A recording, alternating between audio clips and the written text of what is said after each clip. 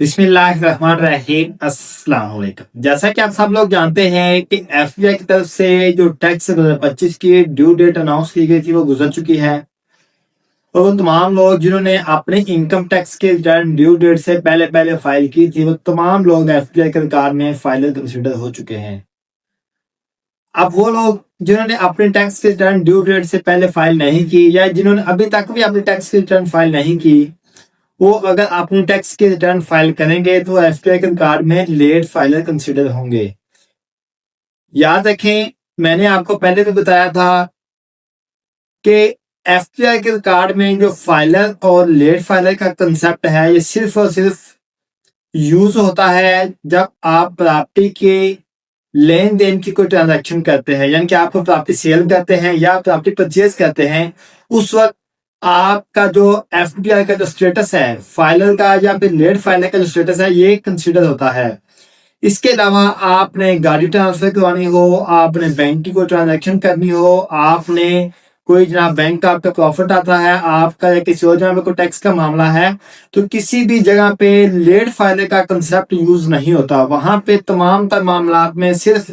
Filer और non filer होता है, जबकि जो तीसरी कैटेगरी है लेट फाइलर सिर्फ और सिर्फ प्रॉपर्टी के मामले में यूज होती है। अब अक्सर लोग मुझे मैसेज कर रहे होते हैं कि सर कोई ऐसा तरीका बता दें कि हम लेट फाइलर से फाइलर हो जाएं, क्योंकि हमने प्रॉपर्टी परचेज करनी है या हमने प्रॉपर्टी सेल करनी है, तो हमें कोई ऐसा तरीका बता दें कि हम लेट फाइलर से फाइलर हो जाएं। और मार्केट के अंदर आपको कुछ ऐसे लोग मिल भी जाएंगे जो कि मुतल्लिका जो आपका आरटीओ है उनके वहां पे बंदों के साथ मिलके ये तमाम मामला को मैनेज कर रहे हैं, तमाम चीजों को चला रहे हैं। याद रखिए, अगर आपने अपनी टैक्स की रिटर्न 31 अक्टूबर से पहले पहले या 31 अक्टूबर तक फाइल नहीं की, या अगर आपने 31 अक्टूबर को अपनी टैक्स रिटर्न फाइल करने के हवाले से एक्सटेंशन अप्लाई नहीं की, क्योंकि वो तमाम लोग जिन्होंने 31 अक्टूबर को अपनी एक्सटेंशन अप्लाई कर दी थी उन तमाम लोगों को 15 नवंबर तक का टाइम दिया गया था कि आप अपने 15 नवंबर तक टैक्स की रिटर्न जमा करवा सकते हैं। तो वो तमाम लोग जिन्होंने ना तो एक्सटेंशन अप्लाई की है, ना ही जिन्होंने अभी तक अपने टैक्स की रिटर्न फाइल की है, ना ही उन्होंने अपनी ड्यू डेट से पहले फाइलिंग की है, और वो अभी अगर फाइलिंग करते हैं तो एफबीआई के कार्ड में लेट फाइलर होंगे। तो वो तमाम लोग जो इस चक्कर में है कि हम कुछ थोड़े से पैसे दे के हम एक्टिव फाइलर हो जाएंगे, अब लेट फाइलर से निकल के एक्टिव फाइलर तो हो जाएंगे, तो उन तमाम लोगों के लिए आज की अनाउंसमेंट है कि एफबीआई ने पिछले साल भी ये काम किया था कि क्योंकि पिछले साल ये प्रैक्टिस चल रही थी कि जो लोग लेट फाइलर हो गए थे वो कुछ इंटरनल जो डिपार्टमेंट के बंदे थे उनसे मिल के तो ये बैक डेट में फाइलर हो रहे थे, तो इसके ऊपर अच्छी खासी इंक्वायरी हुई और अच्छे खासे लोगों को पकड़ा गया, अच्छे खासे जो इसके ऊपर जो फाइन हुए सजाए हुए हैं।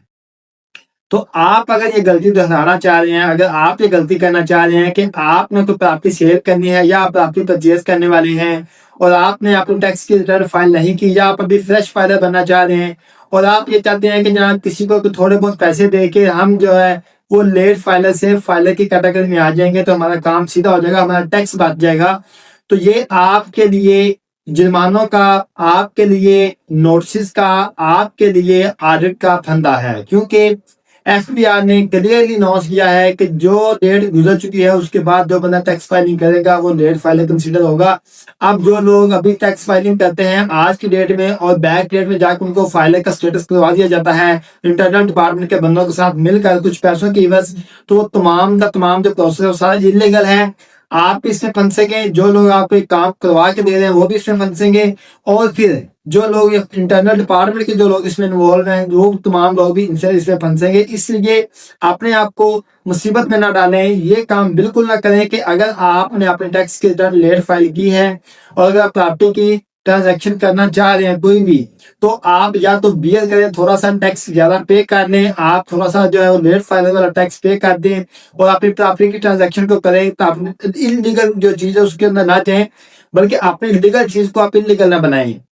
अगर ये नहीं करना, अगर आप टैक्स नहीं ज्यादा पे करना चाह रहे तो फिर आप वेट कर लें, इंतजार कर दें, क्योंकि हम बार बार आपको अपने वीडियो पैगामात के जरिए आपको बताते रहे हैं कि भाई ड्यू डेट गुजरती जा रही है, ड्यू डेट गुजरती जा रही है, आप अपने टैक्स की रिटर्न फाइल करें, आप अपने आप को फाइल कराएं, क्योंकि जब ड्यू डेट गुजर जाती है फिर आपको पूरा 1 साल इंतजार करना पड़ता है। तो अब या तो आप 1 साल यानी कि जुलाई 2026 तक आप इंतजार करें। अगर आप इंतजार नहीं कर सकते तो फिर आप लेट फायदा का जो फायदे की निस्बत थोड़ा सा ज्यादा टैक्स पे करना पड़ता है, आप वो टैक्स पे करके आप अपने मुताबिक की ट्रांजैक्शन करें। लेकिन अगर आप इलीगल तरीके से आप अपना काम कराएंगे, आप जो अभी लेट फाइलर हो रहे हैं लेकिन आप इलीगली आप बैक डेट में जाके फाइलर बनेंगे, तो वो आपका इलीगल तरीका है। कल को आपको हो सकता है कि आपको बैंक अकाउंट जो है आपके फ्रीज कर दिए जाए, आपको प्रॉपर्टी सीज कर दी जाए और डिफरेंट किस्म के मामला हो सकते हैं। आप भी फंसेंगे, आपके साथ साथ जो भी बंदे होंगे तमाम लोग फंसेंगे, इसमें जो भी इन्वॉल्व होगा